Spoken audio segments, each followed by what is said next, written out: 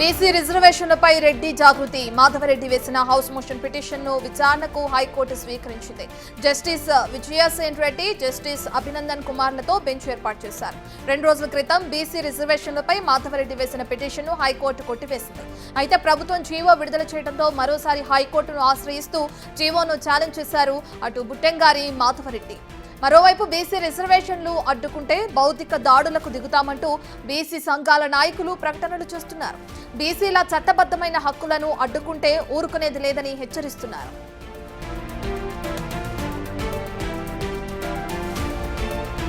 పూర్తి డీటెయిల్స్ అందించడానికి మా ప్రతినిధి సురేష్ అందుబాటులో ఉన్నారు. రైట్ సురేష్, మనం చూస్తున్నాం హౌస్ మోషన్ పిటిషన్ దాఖలైంది. దానికి సంబంధించి విచారణకు హైకోర్టు స్వీకరించడం కూడా మనం చూస్తున్నాం.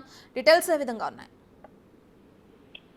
రెడ్డి జాగృతికి సంబంధించిన మాధవరెడ్డి అనే వ్యక్తి బీసీ రిజర్వేషన్ కి సంబంధించిన జీవోను సవాల్ చేస్తూ హైకోర్టులో పిటిషన్ దాఖలు చేయడం జరిగింది. ఆ పిటిషన్ ని గతంలో హైకోర్టు కొట్టివేసింది. అయితే మళ్ళీ ప్రభుత్వం జీవో జారీ చేయడంతో ఆ జీవోను సవాల్ చేస్తూ ఈ రోజు హౌస్ మోషన్ పిటిషన్ దాఖలు చేయడం జరిగింది.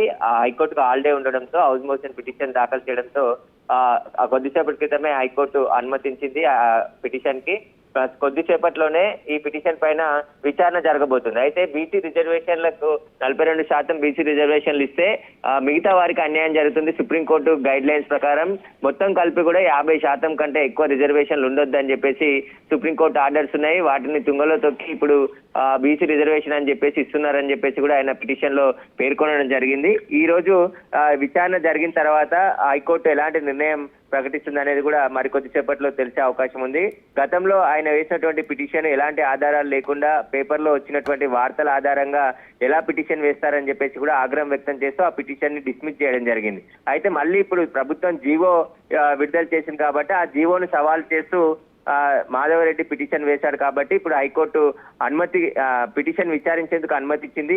మరికొద్ది సేపట్లోనే ఇప్పుడు విచారణ ప్రారంభం అవుతుంది. విచారణ తర్వాత హైకోర్టు ఏ విధంగా ఉత్తర్వులు ఇస్తుంది, విచారణ జరిపిన తర్వాత ఎలాంటి నిర్ణయం వెల్లడిస్తుంది అనేది ఉత్కంఠగా మారింది. ఇప్పటికే ఎలక్షన్ నిర్వహించేందుకు ఎలక్షన్ కమిషన్ కూడా సిద్ధమవుతుంది. ఇటు ప్రభుత్వం కూడా అన్ని మొత్తం ఎక్సైజ్ చేసిన తర్వాతే 42% రిజర్వేషన్లు కల్పిస్తూ ప్రత్యేక జీవోను తీసుకొచ్చి స్థానిక సంస్థ ఎన్నికలకు వెళ్లాలని చెప్పేసి కూడా నిర్ణయం తీసుకొని ఈ జీవో విడుదల చేయడం జరిగింది. కాబట్టి ఇప్పుడు మళ్ళీ హైకోర్టుకు కూడా ఎవరు వెళ్ళొద్దు, ఇలా ఎలాంటి కేసులు వేయొద్దు అని చెప్పేసి కూడా ప్రభుత్వం విజ్ఞప్తి చేసింది. అయినప్పటికీ కూడా రెడ్డి జాగృతికి సంబంధించిన మాధవరెడ్డి ఈ పిటిషన్ దాఖలు చేయడం జరిగింది. ఇటు బీజేపీ కూడా స్వాగతించింది. ఆ రిజర్వేషన్ కి సంబంధించిన జీవోని స్వాగతిస్తున్నామని చెప్పడం జరిగింది.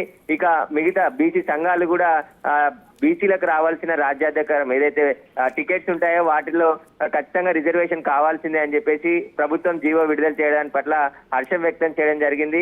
ఎవరైనా అడ్డుకోవాలని చూస్తే వారిపై దాడులు కూడా చేస్తామని చెప్పేసి బీసీ సంఘం నాయకులు హెచ్చరికలు జారీ చేశారు. కాబట్టి ఇప్పుడు హైకోర్టు విచారణ తర్వాత ఎలాంటి ఉత్తర్వులు వస్తాయనేదే ఉత్కంఠగా మారింది. మరికొద్ది సేపట్లోనే విచారణ ప్రారంభమైన తర్వాత హైకోర్టు డిసిజన్ వెల్లడించే అవకాశం ఉంది.